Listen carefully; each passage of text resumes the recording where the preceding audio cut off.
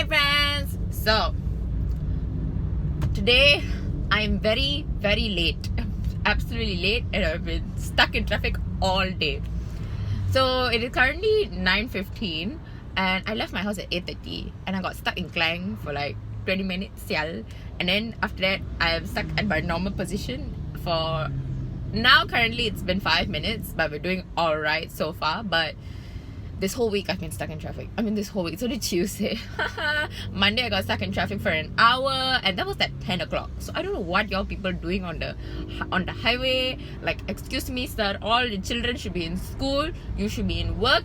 Why is everybody doing on the road? What is everybody doing on the road? Why are you driving? Why? You should be doing things, like people like me, so I can go to school.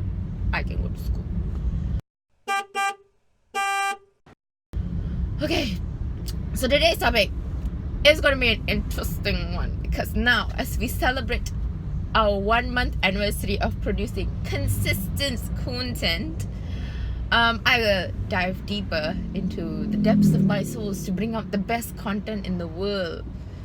I think all of you are waiting for like the tea. You're like the actual tea, like what is going on in my life.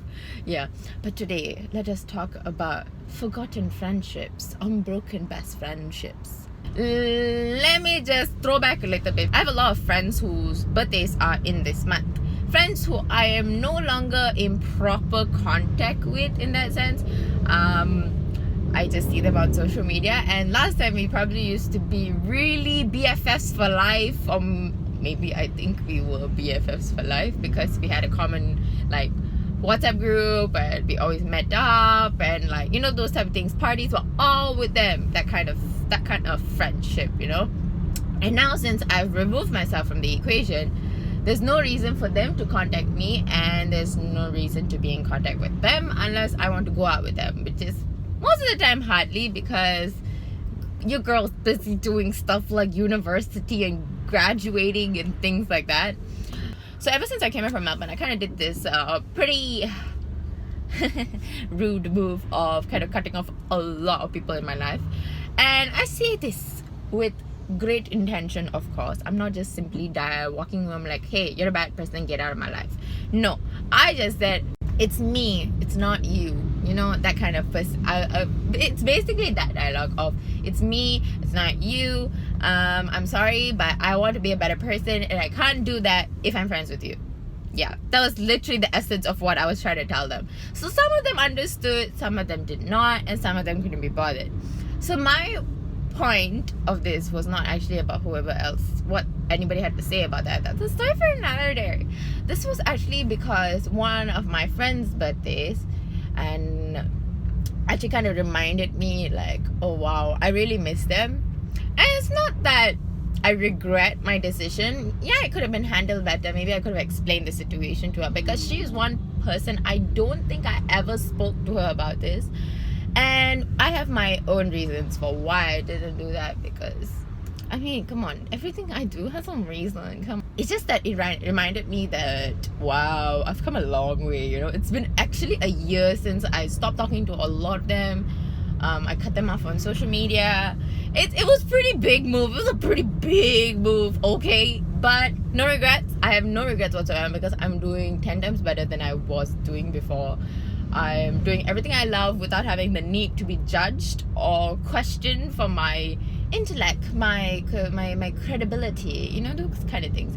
And that's kind of the things which I hated in friendships, is that when people come to you just for some sort of like gossip avenue, or they want information, or they just want your brain, or they just want your money, or they just want your free alcohol, those type of things. And for me, that's how I felt the friendship was with them, because like I can testify now, like none of them speak to me because there's nothing to get from me. If it makes sense to you, I'm not sure if this makes sense to you, but coming back to this friend, why I never explained a lot of the situation to her is that I knew she wouldn't understand. And it's kind of sad, isn't it? Your best friend for years, or probably someone who knows you for a good amount of your life, does not understand why you have to cut all of them off is a little disheartening. But let me just tell you that there are certain times and places where you can explain things to people, and there's certain time and places where people are willing to understand and willing to negotiate with you. I kept her in the dark because I knew it's best for her, and I didn't want to have her to choose between me and somebody else.